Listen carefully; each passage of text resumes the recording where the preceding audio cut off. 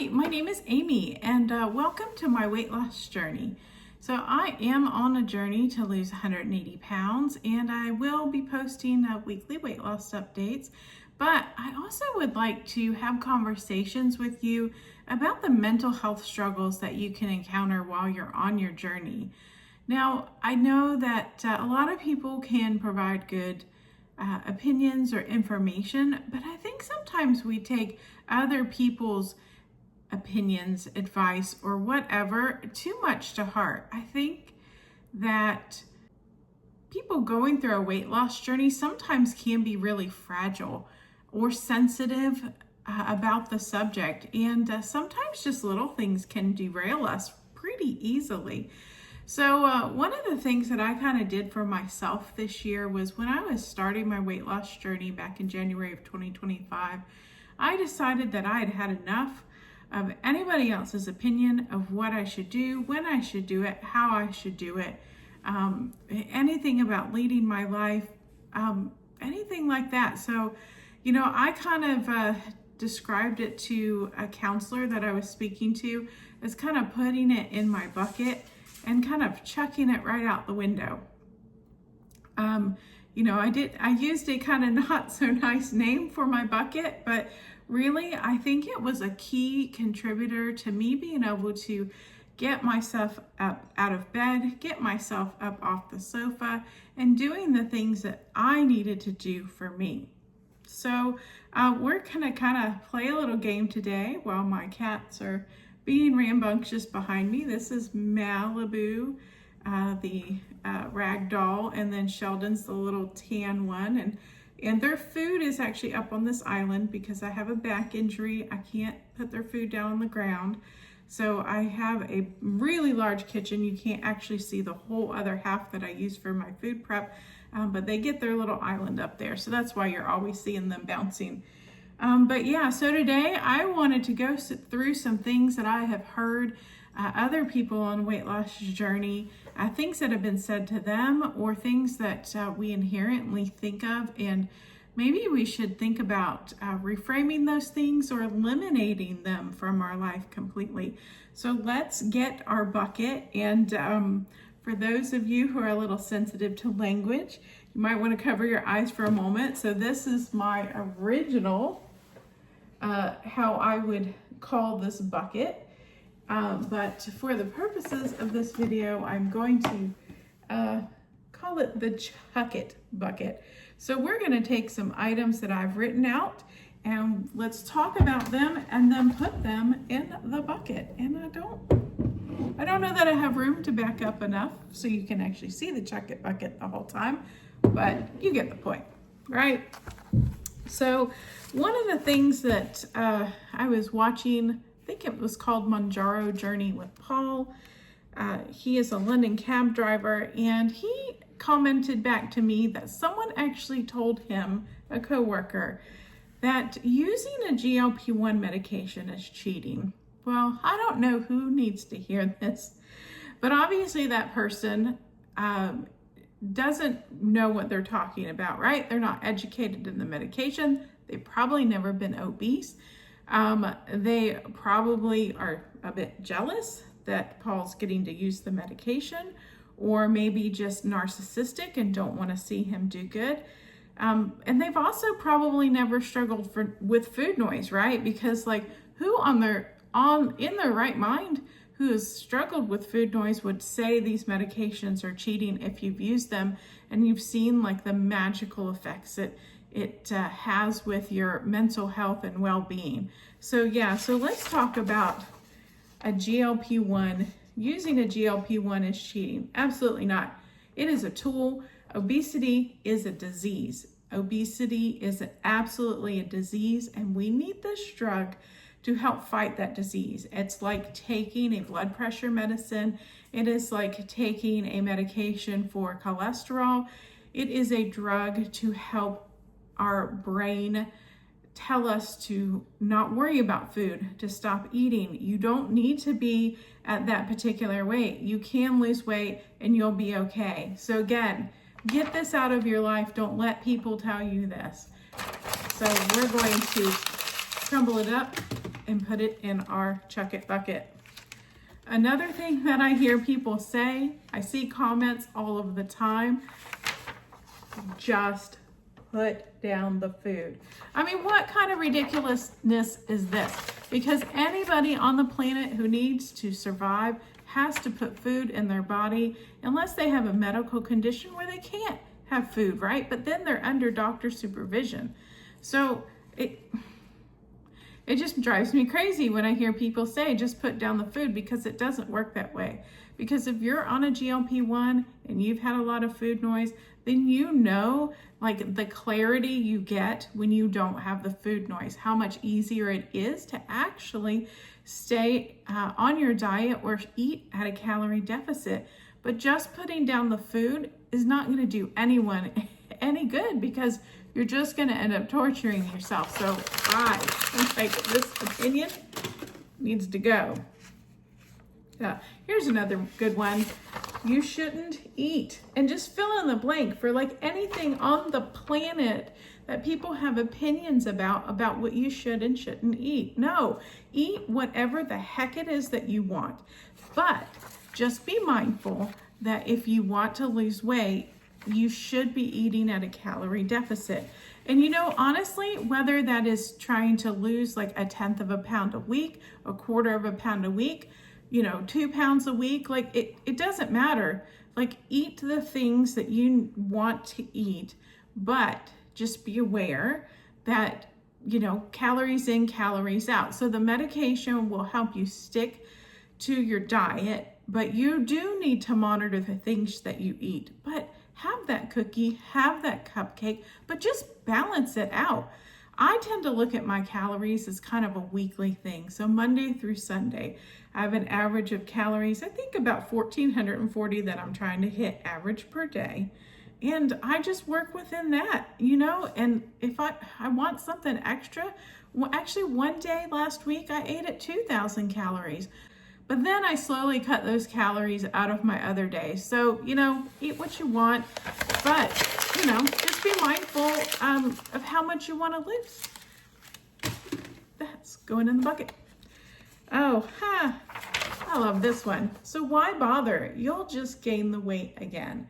So, why bother? Because you want to take back your life, right? You want to be comfortable when flying in an airplane, when sitting in a car for a long period, showering, personal care, sitting in chairs throughout, dining at your doctor's office, even in your own house, right? So like, why bother? Because you need to do this for you. And, if you're using the GLP-1 medication to help you, then you can do this and you can get that weight off. And there's nothing to say that you're going to put the weight right back on again, right? Like, you just need to work on yourself and you'll make it happen. So we're gone. Another one of my favorites. Just move more. You will lose weight. Magically, somehow, you will lose weight because you move more. Well, you know what? This doesn't work for everybody. There are some people on this planet who just don't let go of weight and even moving more. But also, too, you don't actually have to exercise to lose weight. If you have your diet in check, your calorie count in check, you will lose weight without exercising. Now, is exercising beneficial to you? And is it something that I encourage everybody to do if you can, right? Like, if you can, you don't need to worry about what anybody else has to say about how much you should be moving. So just follow your doctor's advice to the best of your ability and move as much as you can. So make it comfortable for you. Not everybody loves exercise. I really hate it. I do what I can when I can, but it is last on my list of things that I want to do. So we are saying goodbye to everyone's opinion of us moving more. And of course, going right with that is other people's expectations. So don't live your life for what other people expect you to do. Now, this is kind of a struggle that I've had through all of my life because I just want people to be happy. I want them to like me. I want to do things that make them happy. And I've struggled a lot because I've lived away from my family for a long time. And so their expectation of like, oh, well, when I should travel or where I should move or how I should do this or how I should spend my holiday. And God forbid if I went on a vacation, it wasn't to visit them. So you know what? I'm done. I'm done with that. So you need to like worry about yourself and your expectations for yourself and stop worrying about everybody else's expectations. So we're going. Bye-bye. And then to pair with that, we're going to talk about other people's jealousy, their narcissism, and their sabotage. Because other people sometimes are going to have their opinions, and they may just be jealous, they may be narcissistic, or they may be intentionally trying to sabotage you by saying things to you that they know will make you feel bad. So don't buy into it. You know, you can be kind to people when they're giving you their opinion, but you don't have to internalize it or act on it, right? Like you don't have to be rude to them, and you don't have to engage them in that topic. So don't counter and argue with them about, oh, well, I can't do this because of this or X, Y, and Z, or well, I guess I could do that. No, just say, well, thank you for sharing that with me. I value your opinion, and leave it at that. Just move on, and don't let them sabotage you in any way. You know, because most people, when they're telling you something that feels kind of negative, it's because they're jealous of you. So let's get rid of that. Bye-bye. Have a nice life. So, and here's a really big one. So I've been reading a book that I actually do want to do a review on, because I think it would be really helpful for someone on a diet journey, as far as like how to deal with our mental health and people's reactions, our reaction, how to navigate life. So I definitely want to do a review on it. And one of the things it covers is to stop comparing yourself to others. Now, I know this is so hard, right? But if you spend all of your time worrying about what someone else has, what someone else has, how someone else looks, how much money someone else has, what kind of car they drive, what kind of house they have, their career, all of that other stuff, you are only putting yourself behind. Now, comparing yourself to them to help inspire you to be better, to do more, or to build up your life or get farther in life. Now that's fantastic. But stop comparing yourself to other people, especially when there are things that you can't change or they can't change. Like, especially if they're born with what you consider beauty, and you maybe say, oh, well, I don't look as good as them. Well, but they couldn't change what they were given. You can't change that. So just stop worrying about it. You know, for me, like writing out these pieces of paper, I'm a terrible speller. So you'll see all these mistakes, and I'm a perfectionist. Do you know how hard it was for me to actually use these paper documents that look imperfect? But I just needed this exercise for myself, that it's going to be okay. Someone's going to find value in this.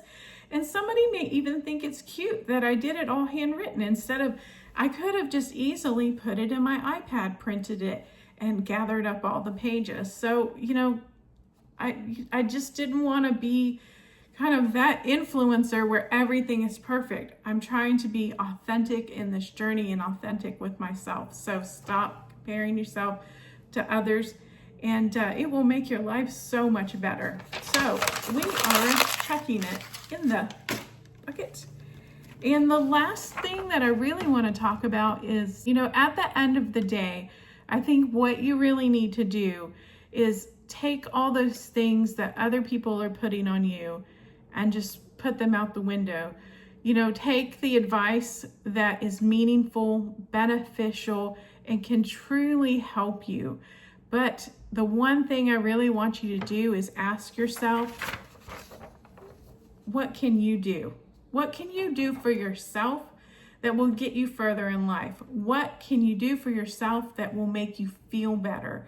What can you do for yourself that will help you lose the weight, that will help you stay on this journey? So just constantly ask yourself, like, what can you do for yourself? Because no one is going to save you. No one is coming in on a white horse, Prince Charming or Princess Charming, to save you. So like, just constantly ask yourself, what can you do on a daily basis? So, you know, that's just kind of my life advice for right now. If you've seen my last couple of weigh-ins, you'll know I've been kind of struggling with the weight loss. I filmed a couple videos after that, and I've got some really great news to share in a couple videos. So I really hope you'll stay with me. And I'm just enjoying this journey. I'm working on my first week of step challenge video, and I'm having a blast with that. So I hope you really enjoy that when it comes out. Things will be a little bit delayed behind real time because I'm just trying to space everything out and not release it all at one time. So, you know, all I ask is that if you're enjoying these videos, just make sure you give my video a thumbs up so the YouTube algorithm knows that you like it.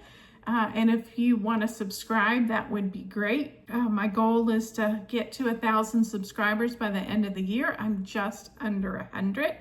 And if you want to be notified every time I release a new video, then just hit that little bell icon and turn your notifications on to allow, and it'll pop up a little notification when I put out a video.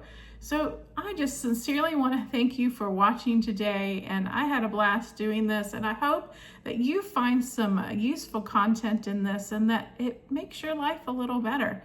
So if you have any other suggestions or want to give me feedback on things that you do for yourself, that things that you chuck in your chuck it bucket, you know, just leave them in the comments. I would love to hear it. So thank you so much and have a good day.